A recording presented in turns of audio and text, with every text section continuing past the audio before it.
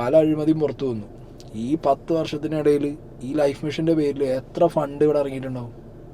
ഇനി ഈ അച്ചായന്റെ കേസ് തന്നെ, അച്ചായൻ ഒരു വേദിയിൽ 200+ വീഡിയോ വെച്ച് കൊടുത്തു പറഞ്ഞ വീഡിയോ എൻ്റെ കയ്യിലുണ്ട്. പക്ഷെ ഇയാളെ പ്രശ്നം ഇപ്പം എന്താ പറയുക, ഇയാളെ വീഡിയോ നമുക്ക് ഇടാൻ പറ്റില്ല. ഇയാളെ ഫാൻസ് മനസ്സിലാക്കേണ്ടത്, ഈ ചങ്ങായി 15 ലക്ഷത്തിന്റെ കൊട്ടേഷൻ കൊടുത്തിരിക്കുക ഒരു PR ടീമിന്. ഇയാളെ മുഖം കാണിച്ചോ ഇയാളെ ശബ്ദം വെച്ചോ നമ്മൾ എവിടെയെങ്കിലും ഒരു കണ്ടന്റ് ഇട്ട് അപ്പം അടിച്ചോളൂ. മനസ്സിലായില്ലേ? ഇത്ര പേടിത്തൂറിയാണ് ഇയാൾ എന്നുള്ളത് എനിക്കറിയാൻ പാടില്ലായിരുന്നു. വിമർശനം വരുമ്പോൾ അത് ഫേസ് ചെയ്യാൻ പോലും പറ്റുന്നില്ല. അവിടെ കാശ് കൊടുത്തിട്ട് ആ കണ്ടന്റ് അടിച്ച് കളയാനുള്ള പരിപാടികൾ നോക്കുക. കാശ് കൊടുത്ത ആൾക്കാരെ കൊണ്ട് വീഡിയോ ചെയ്യിക്കുക. വിക്കി തങ്ങിൻ്റെ അടുത്ത് 7 ലക്ഷത്തിന് സെറ്റിൽമെന്റിന് ആളെ പറഞ്ഞിട്ടാണ് ഈ അച്ചായൻ എൻ്റെ അടുത്ത്. ഒന്ന് ആലോചിച്ച് നോക്കണം.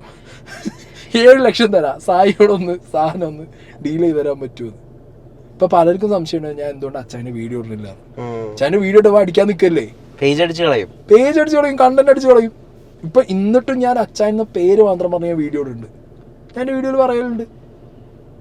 അല്ലാതെ ഇവനെ മുഖം കാണിക്കാൻ പറ്റില്ല. പിന്നെ ഇവനെ കുറിച്ചുള്ള കുൽസിതങ്ങൾ ഈ നാട് നിറച്ച് പാട്ട് പാടി നടന്നുണ്ട്. എൻ്റെ വാവേ എന്നൊക്കെ പറയാനുള്ള കരച്ചിൽ.